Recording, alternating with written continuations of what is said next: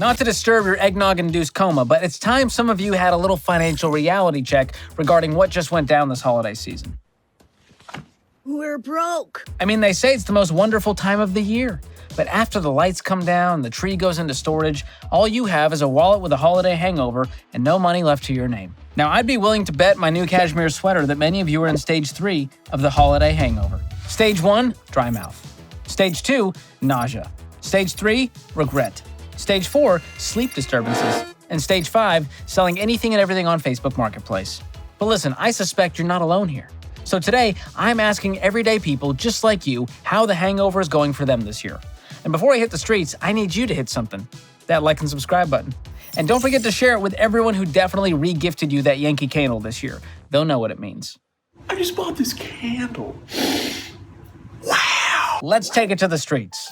Can we talk about Christmas? Absolutely. Okay, how are you financially prepared for Christmas? Am I ever?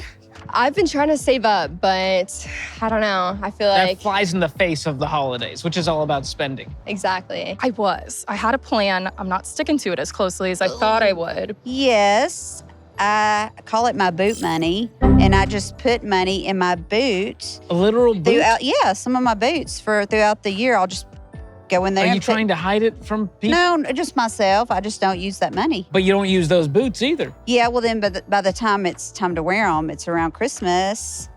That's a lovely little tradition. Do you have a certain budget? Like, walk us through your planning strategy. I don't, because, like, inflation. Okay, did you set a certain budget? We kind of wing it. She just looks like, I got money, we're fine. You know what I mean? She's got the vibe. How'd you know? You just had the vibe. You're very classy. That's why I married her. Very confident. There we go. I respect that. Can you tell us what the budget was? I kind of do it per person. I have a list of who I'm shopping for and then kind of rough So none of this was guesstimate. shopping for you? How much are you going to spend on gifts this year, do you think? Not much. See, I did a lot of my shopping in Tokyo, actually. That's a baller flex. Yeah, so like a lot of it was splurging out there. I was That's gonna what I guess, did. like you probably do your Yeah. shopping in Tokyo. What's the most, do you remember a number? Like this Christmas, we're probably gonna drop $2,000 on gifts alone. 15. 15 grand. What's the biggest item and who was it for? It was for 3 wives ago. Huh? No, I'm kidding you. It's like, this just got really juicy. You really had me going there. So you didn't really make a Christmas budget. No. You didn't really stick to it. No. What are we doing here? I don't know. Help me. Help me. Help me. How are we funding all of this? Are we swiping the credit card? What's the plan? Swiping the credit card. Credit card. I got to get those airline miles to go back to Florida. Oh my So I'm doing it gosh. smart. That's what I'm telling myself. Well, okay. Are you gonna get enough airline miles from spending $350? No. How I have much to do keep you need to shopping. spend? I don't know. I have not calculated the points yet. What if it's like $10,000 to get the flight to Sarasota? Oh, geez. I hope not. I would be doing the math. Because these credit yes. card companies are going to win. I will destroy you.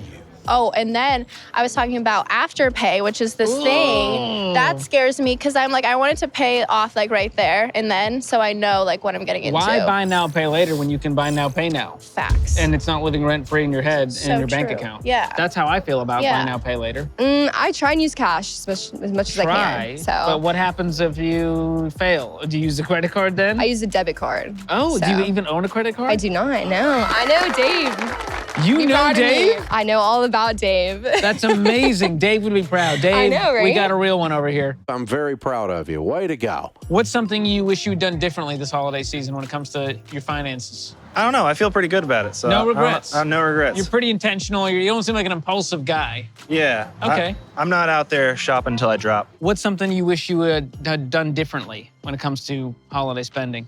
I mean, the budget's the biggest thing. Like, I mean, this year is probably the first time that I've actually stuck to a budget. What do So, you use for budgeting? Do you use like a pen and paper, an Excel spreadsheet, a note app on your phone? What do you got? I use mint.com. Oh, yeah. not for long. They're shutting down, man. Are they shutting down? Yeah, I hate to be the one to tell you this, but you got to find a new budget app. Can I help you out with one? Absolutely. It's called Every Dollar. Every dollar. Go download it in the App Store. It's a game changer. It's what I Okay. use. It's the best budgeting app out there. Can I be honest with you? Yeah, go ahead. Mint is kind of mid. That's my new tagline for Mint. If I gave you a free budgeting app, would you download it? I would download that. It's called Every Dollar. We're getting that. Download it in the App Store. What are some money goals you have for this upcoming year? to pay off my student loans for sure. Is Will the it happen first this one. year? Probably not end of this year, but I'm hoping by mid next year. Give me one word to describe your finances right now. Freedom. Ooh, I like that. Yeah. Stable. I'll take stable every day. Good. It's a messy cocktail, probably not mixed correctly. He's already had a few, I think. Say stable.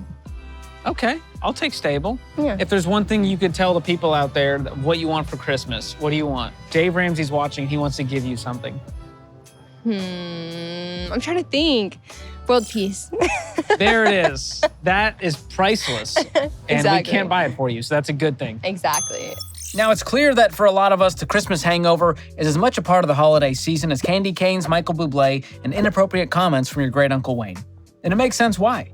I mean, last year, the National Retail Federation survey showed that holiday shoppers plan to spend $998 on everything from presents and pies to tinsel and trees. And that's all well and good when it's a planned expense you can cash flow. But all that holly jolly can do a lot of damage when you put the whole Christmas shebang on your credit card. I mean, let's say you got carried away and put $998 of Christmas spending on a credit card with an interest rate of 17%. And you decide to pay only the minimum payment of $25 each month because it just seems easier that way and gives you less stress.